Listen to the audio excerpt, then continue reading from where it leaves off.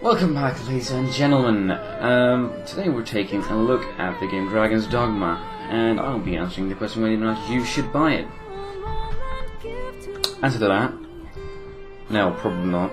This game is really not one of my favorites. Also, since this is a PC channel, let's start by taking a look at the options menu,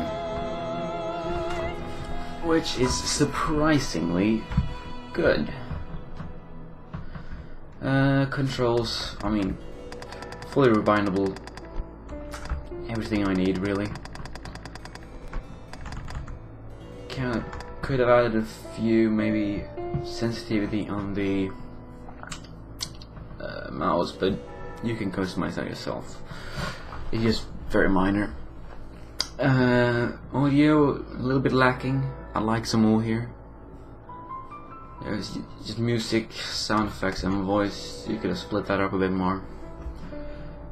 It's good enough. The sliders, I like sliders. Keep the sliders.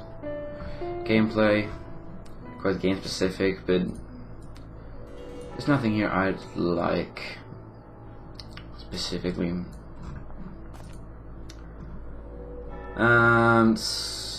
So the graphic options are surprisingly good. This is a PS3 port, and it's ported by Capcom, so you can see they actually put some effort into this.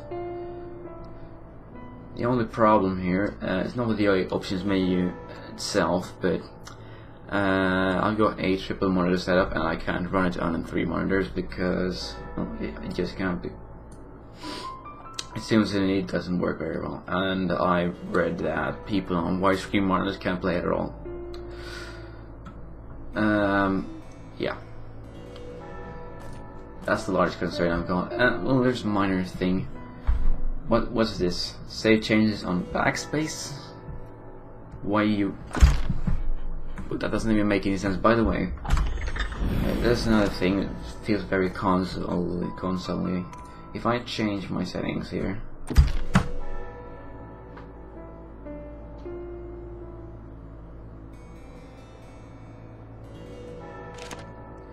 it takes 5 fucking years to save it. It's a ridiculous time to save an options menu. There shouldn't even be a time. You shouldn't have to wait for the options menu to save anything. This is ridiculous. Right, let's just move on. See the measurable gameplay.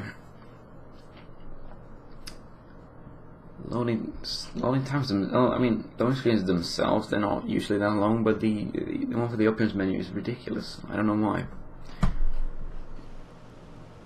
I mean, not even console should have a problem. Alright. So, the best thing with the graphics, as you can probably see there, the graphics are, well, especially the textures. Not even the aliens or filtering, it doesn't help. Look at it. I mean, it's a PS3 game. I've looked at some screenshots from the PS3 version comparing to the PC version, and there's some slight improvements, but barely noticeable. Barely. In my opinion, it gets even worse when you get into the city right here. It gets extremely blocky, if you know what I mean. It doesn't look good, alright. But at least it's not. They're not trying to sell it as a HD remake, so it's not really criticism. It's just a port. It's really nothing more, and it's a good port. It runs very, very well. So I've got reduced FPS now when I'm playing. There we go. 60 again. Yeah. I really got good FPS here. You can usually, if I'm not recording, I can usually push it up to 200 FPS. But I've got it locked at 60 because I got a 60 Hz monitor. Yeah. I don't know why the FPS is so unstable right now, probably because I'm recording. Don't like that. That's noteworthy. Does not have good FPS when you're recording. Very unstable. I guess that's fine. Now about the gameplay, I mean, in my opinion, it's very dull. At least as a mage, because I've only been playing mage, except for the kind of tutorial thing in the beginning where you play as a warrior. But other than that, I've only been playing as a mage, and I've got to say it's quite dull. It's you can press control, you can get a couple abilities, and alt for another pair of abilities, which you can set yourself, which is always nice. And yeah, you've got your parties of pawns. Yeah, then we go through the pawn system. The pawn system is very odd. I got to say, when you created your first character, shortly after you're gonna you're gonna have to create your own pawn. And I created Mr. Breaker right here. I wasn't too creative. Can't say I cared too much. You create your own pawn, and he can be loaned to other players, and he will always be used by you as your main pawn. And then you can hire 2 other pawns created by other players, which is these two, Mr. Rook and Flightless. And well, this might sound pretty cool, and it is pretty cool. You can loan out your pawns and raid each other, and stuff like that. It's pretty cool. However, it's only the main pawn in yourself. You're the only ones that can actually level up. The other 2, they will be locked in their current state, and you can change their equipment, but not their level. They will just stay the same level. So you're eventually gonna have to replace your party members to actually be able to defeat your enemies. And that might sound cool, yeah, but you've got to search for other pawns and replace them. Because pawns in your level and below, they're free. You can get them for free. But then if you want a more powerful pawn, which you probably need a lot of the times, you're gonna have to pay a currency. And the only way to get this currency is by defeating powerful monsters, and you can just a drop as well. Usually get it by completing missions, but it's usually quite expensive. It's quite expensive to hire other pawns. So if you've got a difficult mission which you can't complete, you're gonna have to farm for quite a long time before you can actually do it. And then you're gonna have to search for a pawn which is powerful enough, and then hire him or her. I'm not a fan of this system, not at all.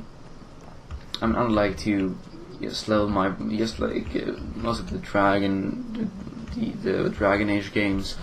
I like to have my party, choose it like I want it to be, and then level it up. That's how I like it. Someone else might have a different opinion, but I don't want to go out and change 2 of my characters all the time because they're not powerful enough. It annoys me quite a lot, actually.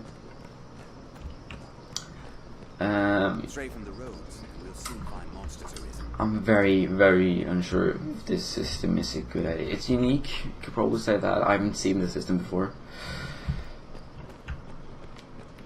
Then if that's good or not, decide yourself. I wouldn't recommend this game. Definitely not because of the system. Now, let me just show some gameplay right now.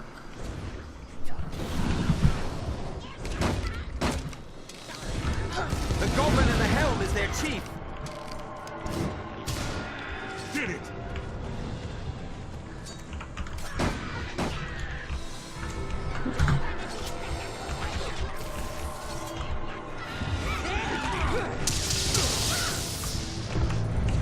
Fire!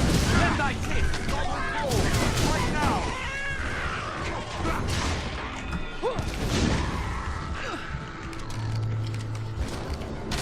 This fight right here is one easy one. We're fighting small goblins, and they're very vulnerable to fire. And as I'm mainly fire mage I control this game. It's very easy to kill them. Strength in numbers, Arisen. But all fights don't look like this. Definitely humans are definitely the most difficult enemy for this party at least.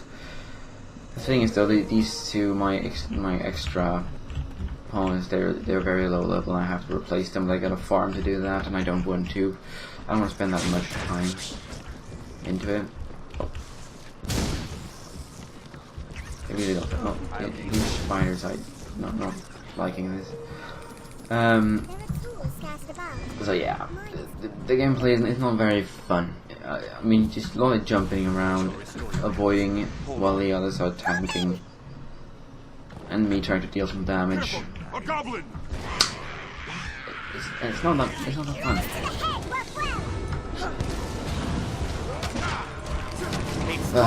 Anyway, Did it. if you wanted a game for a pretty cheap computer on a budget, a decent RPG. I mean, the story is. I mean, The monsters that lurk here. the story is about. I've got to say, it's by a Japanese developer. So the story is almost going to be on for us. So yeah. But if you're looking for an RPG like, I really remember any RPG much like this. I mean, I suppose it is like the Dragon Age one. It's alike, but it's still very different. Wolves hunt in packs. I mean, I can't recommend this game, even if you're on a budget. There's better games than this. Slippery target. Well, alright, it's available on Steam. Right now on the Steam sale, I don't know if it's still active on this game. But if it is, it's $20, otherwise it is $40 or your regional equivalent. We have triumphed. Strength in numbers, Arisen. Well, you decide. I wouldn't buy it. This is Blade signing off.